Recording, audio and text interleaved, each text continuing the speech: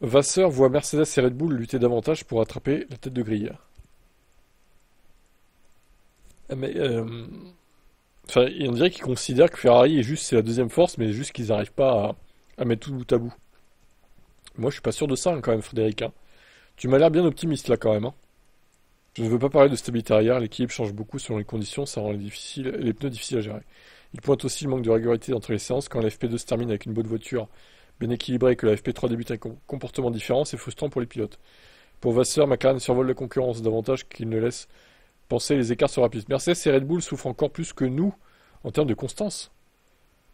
Mais non. Alors Red Bull peut-être, à la limite. Ouais, je suis peut-être d'accord avec Red Bull, mais Mercedes, en vrai, non, hein. Je trouve que la Mercedes est plus constante que la Ferrari, moi, hein. Il en appelle désormais une cohésion totale au sein de Ferrari. C'est pas de la faute du pilote ou de l'équipe, c'est une question de travail d'équipe. Si Ferrari veut rattraper McLaren, il faudra bien plus que quelques évolutions techniques. Il faudra trouver l'harmonie entre l'homme et la machine et les conditions. Ouais, d'accord, bon. Bon, j'ai l'impression qu'il est un peu à l'ouest. Je sais pas, je le sens un peu. Il idéalise la situation, j'ai l'impression, mais la situation, elle est pas terrible, hein, Ferrari, hein, Vasseur, hein. La voiture, elle est inconduisible, en fait, hein.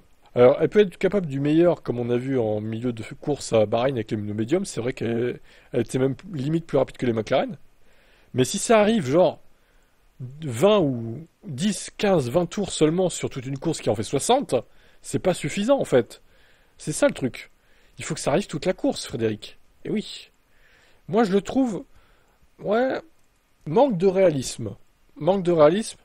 Je le trouve pas assez critique envers l'équipe, ni envers les ingénieurs de l'équipe. En gros, pour lui, tout va s'arranger. Il y a juste un petit peu de temps, mais ça va prendre un petit peu quelques courses vite fait par-ci par-là. Mais vous allez voir, on va lutter contre McLaren après. Il est un peu trop confiant, hein, je trouve moi. Il faut peut-être rester un peu plus humble hein, et travailler sur les problèmes, hein, parce que les autres vont pas s'arrêter de travailler, hein.